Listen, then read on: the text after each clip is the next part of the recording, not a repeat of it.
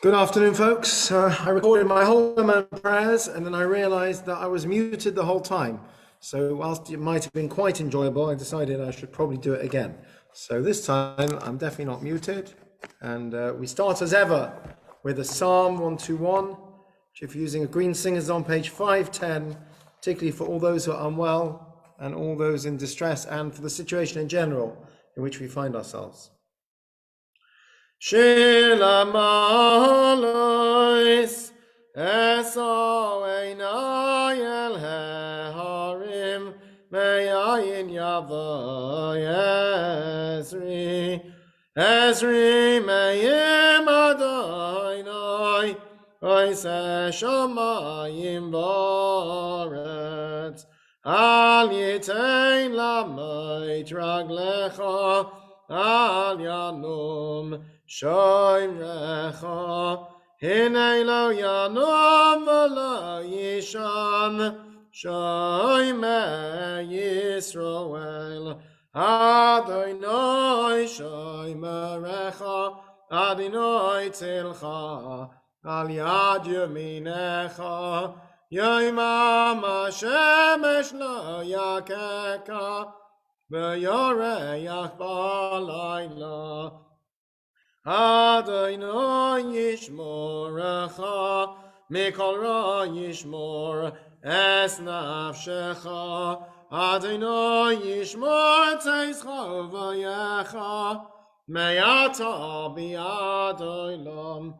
Song of Ascent. I lift my eyes up to the hills. From where will my help come? Comes from the Lord who made heaven and earth. He will not let your foot stumble. He who guards you does not slumber. The guardian of Israel neither slumbers nor sleeps. The Lord is your guardian and your shade at your right hand. The sun will not strike you by day, nor the moon by night. The Lord will guard you from all harm. He will guard your life. He will guard your going and coming now and forevermore. We can say prayers for those that are unwell. We'll use the names we've got. If you have names to add, please add them at the appropriate point in the prayer. We'll then do memorial prayers and then we'll hear the sermon. Misha ben Chavim is Yaakov Moshe Dom Shlomo Yivareches Yuda ben Chana Shlamis Yes from Abbas Gila Yes Menachem Mendel ben Tzverlev Yes Chaim Shnezam ben Pesha Nechama Yes Bani Bas Tevor Yes Ben Yomen Zay ben Rezel Yes Nosam ben Rachel Yes Gershom ben Chanim Yes Yisrael ben Shendel Tevora Yes Yitzhak ben Miriam Yes Chaim Fege Bas Pesha Yes Chanach ben Blimelo Yes Chaim Tov David ben Chai Leah Yes Malch Michal ben Rachel Yes Shmuel Reuven ben Chames Yes Shmuel Yehuda ben Kayla Yes Ben Zion Azariah Yonason Shimon Shmuel ben Leoni Yes Gershon ben Avadia ben Chanina Simeon ben Sarv Yes Ephraim ben Zorov Yes Label Bas Rochel Yes Reuven ben Sarperel Yes Yaakov Tzvi ben Leah Yes Michal ben Henim Yes Yonason ben Sarv Yes Brok ben Tovachaya Yes Ephraim Shrag ben Sartavora Yes Yotzuk Isaac ben Yodis Roch Yes Moshim ben Fredel Yes Shlom ben Mindov Yes Yonason ben Miriam Yes Yodalei ben Malka Yes Mordechai Dov ben Silv Yes Yaakov ben Miriam Yes Nosam ben Shanam Yes Meir ben Malka Yes Ov ben Tova Yes Bas Neta Yes, Esther Chana Bas Tavora. Yes, Esther Bas Rochel. Yes, Francis Bas Hershel. Yes, Leah Bas Karen. Yes, Yael Bas Sor. Yes, Tamar Bas Malka. Yes, Chana Bas Tavora. Yes, Chavaleh Bas Esther. Yes, Esther Yocheved Bas Rezel Bracha. Yes, Orit Bas Aviva. Voshem and Estaka Bavoram. Yes, Chazekesh Baruch Yimalech Meleim Lachim Lapes Lachazik Macha Yosam. Vishlach Lem Erufush Leshmeim Lachim Chaginem. Soshachal Surfus Nefesh Rosakov. Hashtag Glazman Karev Noima. Amen. We wish long life to those with the alt type this week.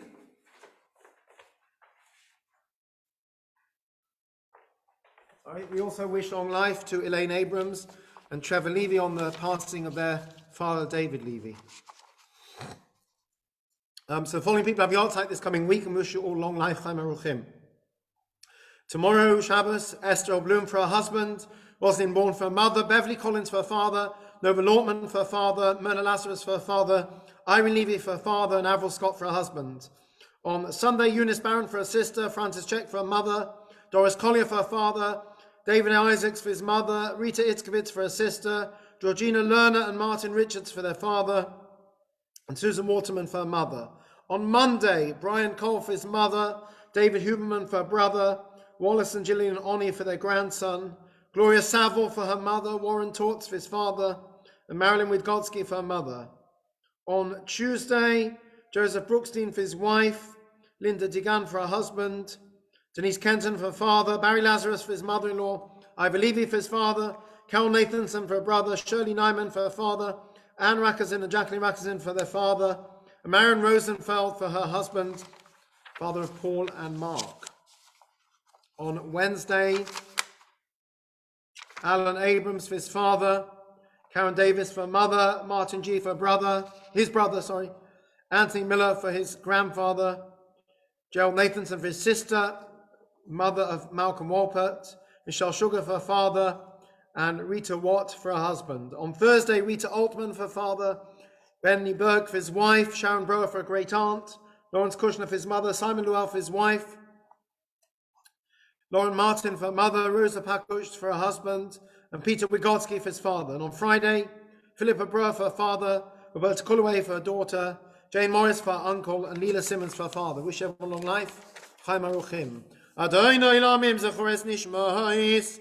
Moshe ben Avram Yitzhak Yisrael for ben Baruch Halevi, yes, Peres ben Tzvi, yes, Yaakov ben Yisrael, yes, Yisrael, yes, Yosef ben Louis, yes, Esther Malka bas Yitzhak, yes, Rabas Chaim Segal, yes, Tzvi ben Eli, yes, Favor ben Mordechai, yes, Feigel bas Avram, yes, Chai bas Avram, Shmuel ben Moshe, yes, Yonatan Chaim Yechezkel ben Yisrael Hirsch, yes, Esther, yes, Nachum ben Reuven, yes, Chai bas Avram, yes, Sarah bas Moshe, Chaim Yoel ben Yechiel Mevis, Barov, yes, Malka bas Avram, yes, Leib ben Yitzhak, yes, Shno ben Menashe, yes, Yosef ben Avraham, yes, Yaakov, yes, Chodis bas Moshe, Savron ben Yisrael, Shlomo ben Yitzhak HaKohen, yes, Sidney ben Avraham, yes, Yosef ben Yitzhak, yes, Freda bas Meir, yes, Rabas Chaim Mordechai, yes, Malka bas Chaikov, yes, Sarah, yes, Yosef ben Yitzhak, yes, Dog ben Pinchas, yes, Nota ben Eliezer Levi, yes, Refa ben Sarah bas Refa, Sarah Leah, bas Refa ben Yamin, yes, Moshe ben Yaakov, Shachol Loilamam, Amaracham v'slichos yinashim tzuros v'trachaim, Sinu chasam kavod v'noima.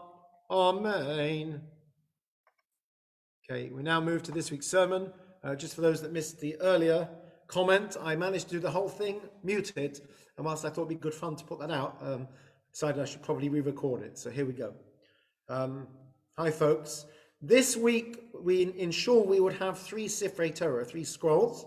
Those of you that are fortunate to be able to go to a shul that's open will experience that in person. The rest of us will read at least 3 readings at home. And if you've got your WFUS newsletter, it will have all the page numbers on the right-hand side there. The first reading is the regular Parsha of the week, which is Mishpotim. The second reading is for Rosh Chodesh, the new month, because today and tomorrow is Rosh Chodesh. Also my 19th wedding anniversary, by the way, Rosh Chodesh Adar. So Mazel Tov to my wife and myself. And thirdly, it's the special Shabbat known as Shekalim. There are 4 special Shabbos around this time of year, and Shekalim is the first of them, where we read a different extra reading, a different mafter. So tomorrow's mafter is all about the half shekel, the first poll tax, the first community charge in history. And God tells Moshe to tell everyone that you will each bring half a shekel coin to basically fund the necessary expenses of the Mishkan of the Tabernacle. There are many lessons we learn from this. I want to just quickly focus on one particular idea. Rashi, at the beginning of the reading, God says to Moshe, each person should give half a shekel, and he says, Zeh yitnu, and the word Zeh in Hebrew means this, but in biblical Hebrew it's often used to illustrate pointing with the finger. So God saying to Moshe, this is what you should do, like this, let me show you. So Rashi says, what's the visual aid? So Rashi, the famous commentator, says that God showed Moses, a coin of fire. Curious thing. What's going on here? I don't know about nowadays, but at least till a generation ago, everybody knows what a coin looks like, right? You don't need God to tell you what a coin looks like. So what was so difficult for Moshe that when Hashem says this is how to do it, he has to show him an actual diagram? I don't understand. Now there's another place that God shows Moshe a fiery vision, and that is with the menorah. When God says to build a menorah, he says make it out of metal, beat it out of one piece and shape it and craft it. And this is how you should do it. V'zeh maseh menorah. This is the act of the menorah. Rashi says there, God showed Moses a fiery menorah, a vision of a menorah in fire, but he should know what a menorah looks like. Now the menorah I understand. If you read the description in the Chumash, it's very detailed, it's very intricate. You could perhaps be forgiven for, I don't know what a menorah looks like. Give me a vision of a menorah. Help me here. Fine. So God shows Moshe a vision, a visual aid, a menorah made of fire, a vision, a dreamer, whatever, a vision of a menorah.